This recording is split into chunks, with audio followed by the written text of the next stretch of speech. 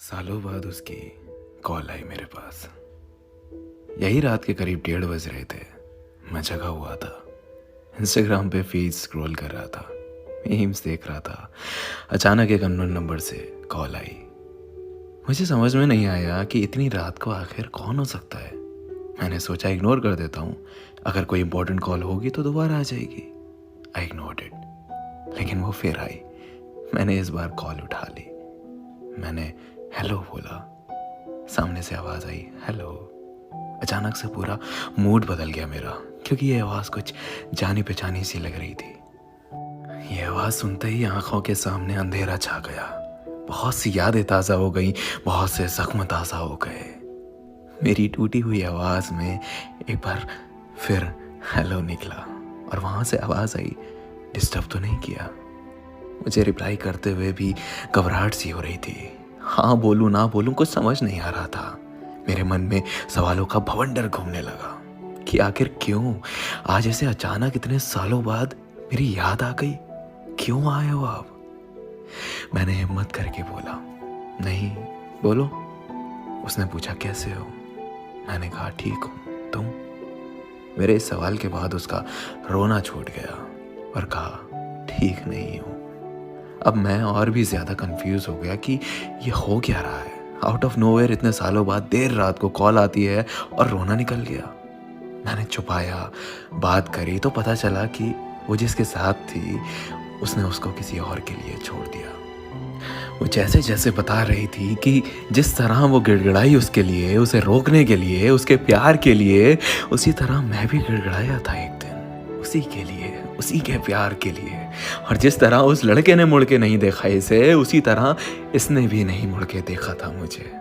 मेरी आंखों में आंसू थे और चेहरे पे मुस्कुराहट की किसी के कर्मों की सज़ा उसे बखूबी मिली है।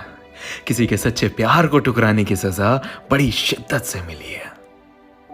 वो रोते रोते मुझसे माफ़िया मांगने लगी, बहुत माफ़िया मांगी, बहुत मिन्नतें की कि मैं उसे माफ़ करके उसे अपना लूँ, उसे अपनी ज़िंदगी में वापस बुला लूँ। मैंने उसे कई साल प्यार किया था, कई साल लग गए मुझे उसके प्यार से उभरने में। वो लौटी तो ऐसा लगा जैसे मेरी ज़िंदगी, मेरी खुशियाँ लौट आई। मैंने उसे माफ़ कर दिया। फिर उसने मुझसे पूछा, क्या तुम मुझे अपनाओगे? इस सवाल को सुनते ही मुझे वो सारे दिन, सारी यादें, सारे किस्से याद आ गए। हमारी पूरी रिलेशनशिप फ्लैश हो गई और मैंने आंखों में आंसू लिए जवाब दिया, कभी नहीं। मैं तुम्हें तुम्हारे किए पे माफ जरूर कर सकता हूँ, पर तुम्हारे जैसे इंसान को अपनाने की भूल कभी जिंदगी में नहीं कर सकता। वो जख्म जो तुमने दिए, वो आंसू जो तुम्हारी याद में हर रात दिन महीने सालों तक बहाए, वो कैसे भूल जाऊं? वो दर्द जो तुमने दिया है, उसे कैसे भूल जाऊं? ये जो हुआ है ना तुम्हारे साथ, ये तुम्हारे कर्मों की सजा है और इसे तुम्हें भुगतना पड़ेगा, ना चाहकर भी। अगर तुम्हारी कोई मजबूरी होती तो मैं शायद एक बार को तुम्हें अपना लेता, मगर तुमने मुझे किसी और के लिए छोड़ा। You replaced me. How can I forget? I am sorry, लेकिन मैं तुम्हारे साथ अब और नहीं चल सकता। हो सके तो मुझे दोबारा कॉल मत करना। इतना कहते ही मैंने फ़ोन रख दिया। ये पहली बार था जो मैंने उसको ना कहा था। मुझे रोना तो बहुत आया और मैं रोया भी, पर मैंने गलतियां दोहराने की भूल नहीं की।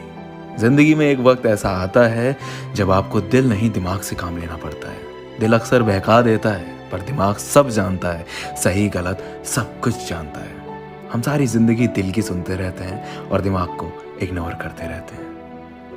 कितना गलत करते हैं हम।